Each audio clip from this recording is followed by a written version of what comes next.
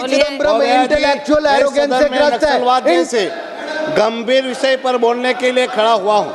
महोदया जी, सबसे पहले मैं स्पष्ट कर दूं, देश की संप्रभुता पर कोई समझौता नहीं हो सकता। आई एम सो सॉरी, अब बोलिए ना। देश की संप्रभुता पर कोई समझौता नहीं हो सकता। सशस्त्र हिंसा किसी भी परिस्थिति में स्वीकार्य नहीं हो सकती। नक्सलवाद देश की एकता और लोकतांत्रिक व्यवस्था के लिए सीधी चुनौती है और इसकी रोकथाम हर हाल में आवश्यक है। लेकिन महोदया जी, नक्सलवाद की रोकथाम केवल कानूनी व्यवस्था का विषय नहीं बल्कि राष्ट्रवाद की मूल भावना से जुड़ा कर्तव्य है। जब देश के किसी हिस्से में भय, असमानता और शासन से दूरी पैदा होती है तो वो क्षेत्र मुख्य धारा से कटने लगता है।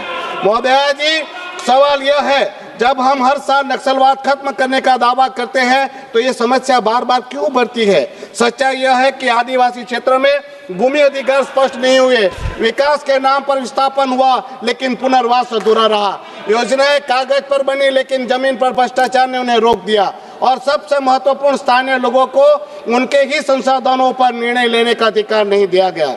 महोदया जी, मैं अपने संघ प्रदेश मैडम 1 मिनट हुआ है, मुझे 3 मिनट तो फटाफट बात खत्म करिए, 2 मिनट में खत्म करिए। मेरे साथ ऐसा क्यों होता है? बोलिए और खत्म करिए। मेरे साथ होता है, खत्म करिए। क्या हम छोटे प्रदेश से आदेश ले?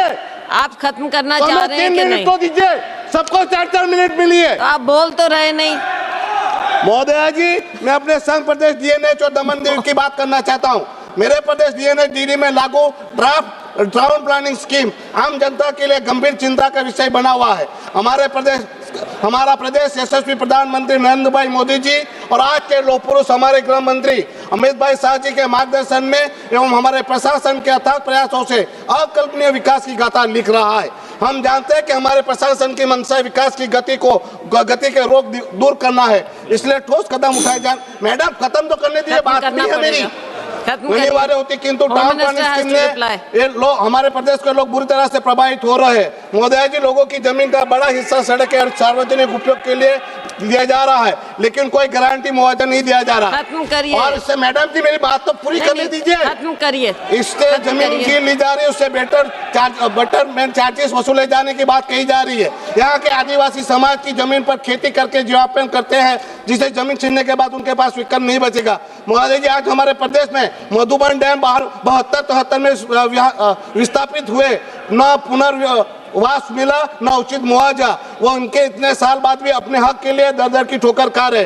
कई हाईवे प्रोजेक्ट में जमीन गई लेकिन न्याय नहीं मिला। फॉरेस्ट राइट एक्ट अधिकार आज तक पूरी तरह लागू नहीं हुआ। खत्म करिए। मेरी मांग कर लेता हूं, इतना लिख कर लाए हैं, ऐसे तो नहीं होगा ना। समीक्षा की स्वतंत्र जांच हो, बाजार मूल्य की गारंटी मुआवजा दिया जाए, बेटरमेंट चार्जेस को इंडिपेंडेंट ऑडिट हो, छोटे जमीन मालिकों को छूट दी जाए, मधुबन डैम में स्थापित को पुनर्वास मुआवजा। मैडम, 3 बात है मेरी। आप समय में 2 मिनट में खत्म करिए राव जी, 2 मिनट में 30 सेकंड स्टार्ट।